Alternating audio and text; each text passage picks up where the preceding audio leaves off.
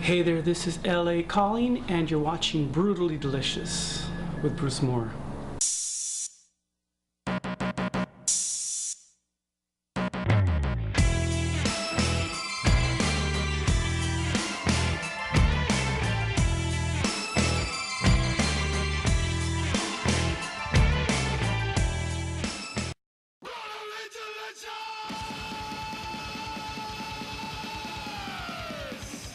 Hey, welcome to Brutally Delicious. I'm Bruce Moore. Today we've got another great show in store for you. This time, we're joined by the guys from Fragile Seeds. And if you stay tuned, we're going to see what they have cooked up for us today. Hey guys, welcome. Thank you. Thanks for coming out, I appreciate it. Want to introduce yourselves? I'm Chris. I play drums. I'm Andrew. I play guitar and sing. Excellent. And this is the cooking show here. What do you guys have planned? We're going to do pork dumplings. That is something we've never done here, so that should be quite interesting. Plus, I love some pork dumplings. So. Yeah, absolutely. I think it's cool because it's something that I think a lot of people like to do at restaurants, like to eat, but don't realize how easy it can be. Well, I know you had told me about the ingredients, and I didn't realize they were that simple because that's one of my favorite things as well. Yeah, Absolutely. So, Matter of fact, I had them yesterday right at the Chinese place. So, if you want to, let's go over the ingredients real quick, and we'll go ahead and jump in and get started. okay.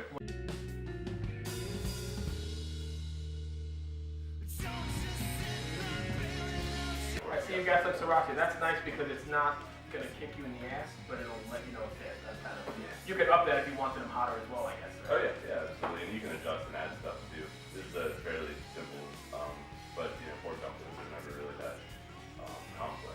Right. of a dish. Well, cool. We want to get started. I don't know how we jump in here. I'll start grilling you with some questions. No pun Yeah, intended. See I what we think end up. Andrew is gonna Thank you.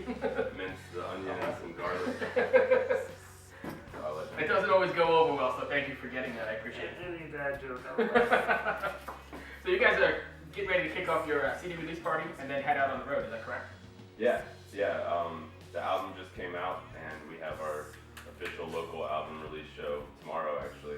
And then in May, we are hitting the road to the Northeast, from starting in Virginia up to Boston, and then making our way back. Okay.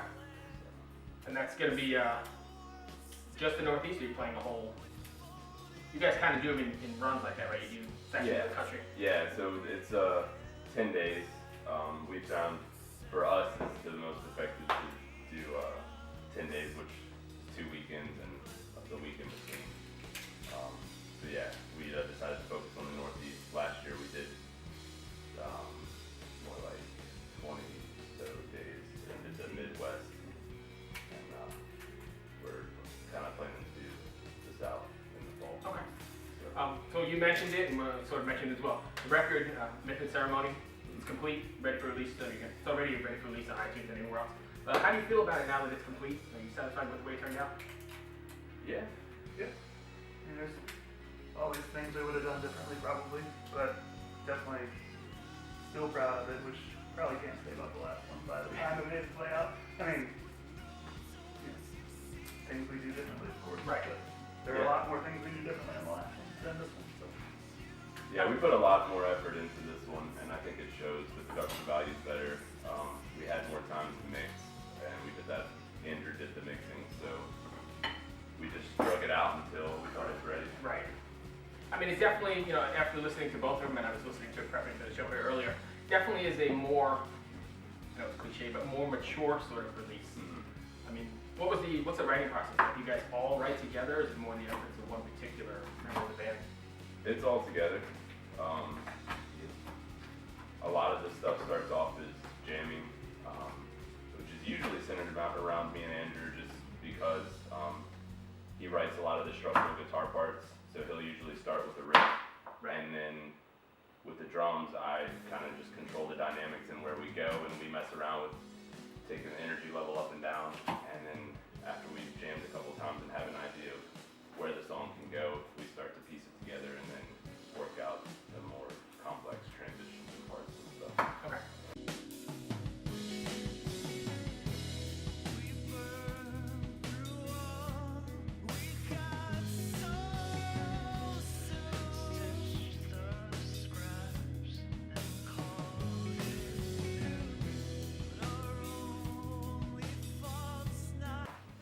So are there any tracks on Myth and Ceremony that are personal favorites or have good stories behind? I mean, I know they're all going to be your babies at some Yeah, point, but they're all the best. Is there something that stands out? I think a lot of our favorite is Monument. That's one we kind of had an idea of before we started recording. It's the only one where we finished writing it as we were recording, and I think it's, it's the newest, so of course we like it, but it also, I think it's the direction that we like the most of the songs. I mean, they're all... It's a really good mix, and we were talking about the other day, it's the only song that has any semblance of a chorus.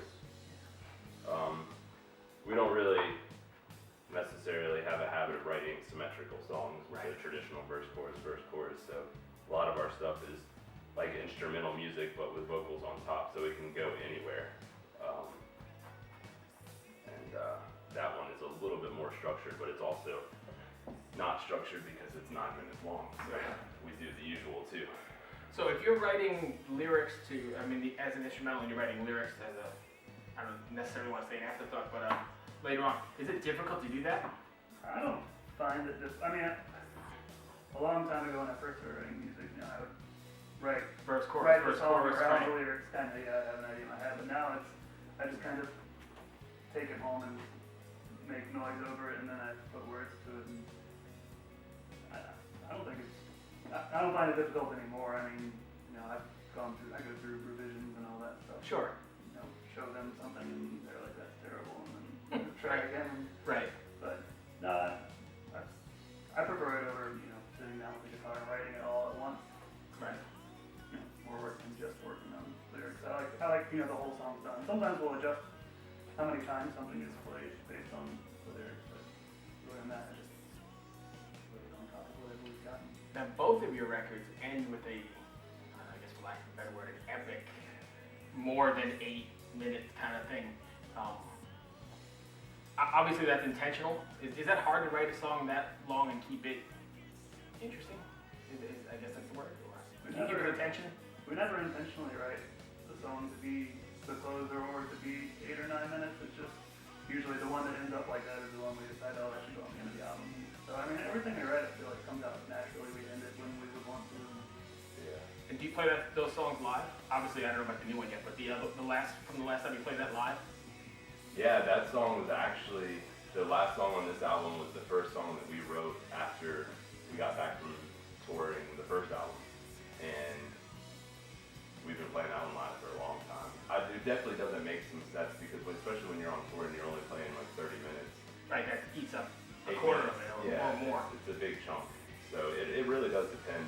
But we also have shows on tour where they want us to play 40 or 45 minutes. So that fits comfortably in there.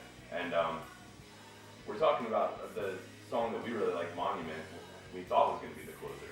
But then we realized that the two songs were about the same length, and Monument to us was so new and just seemed too good to have it close. We wanted it earlier in the album. But we're messing around with the idea of opening with that, actually, and seeing how that goes on tour. But we've yet to determine if we're going to do that for sure or not. Okay. All right, where we at here? We got everything pretty much minced up. Made it through without crying or doing that sort of thing. Yeah. I didn't close. actually get making up so high.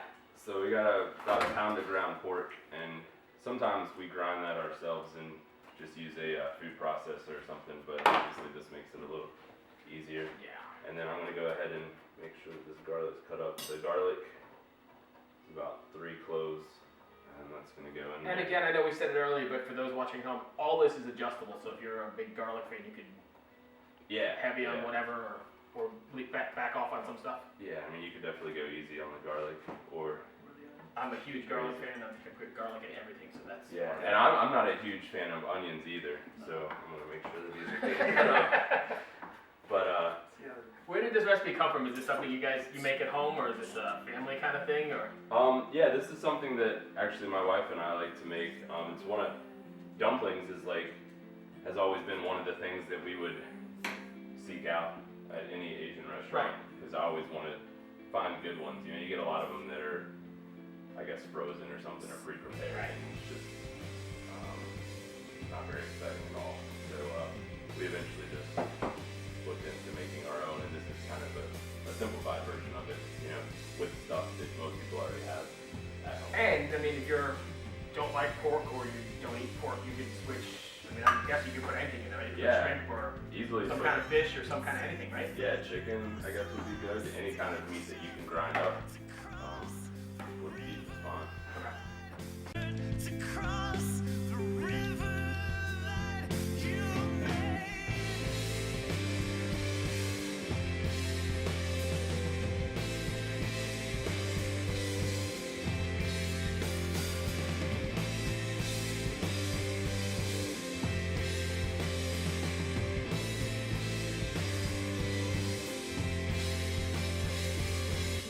Your arms were wet, they wouldn't stay. And every feather fell away. Yeah. All right, so we're gonna go ahead and assemble the dumplings. It's good to have some water standing by. It helps you put them together.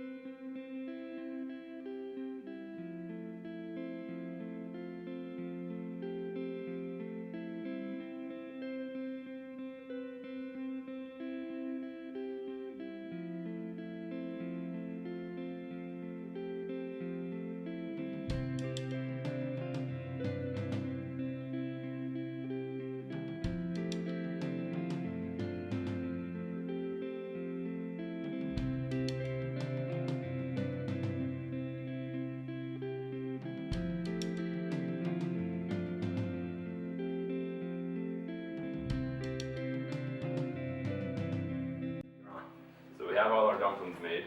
Now we're gonna heat up some oil on the stove top, and then all we have to do is put these in. This is where it gets a little tricky when you make a ton like this. You have to put in as many as you can fit in there, and then you have the oil in there. Then you put water in there to finish cooking them after you've gotten them brown either So side. we're sort of frying them and then what, finishing them off like steaming them? Yeah, Some sort way? of. And then, but then when those are done, to do your next batch, you got to start all over. Right. Wipe out the pan, or Okay. at least rinse out the pan, put oil again, So and then do that it part all. was pretty easy. This gets a little bit labor intensive here. Yeah, it can if you're trying to make a ton of them. Right. Of Okay. course, you could always have multiple pans going. Right. But we're gonna put.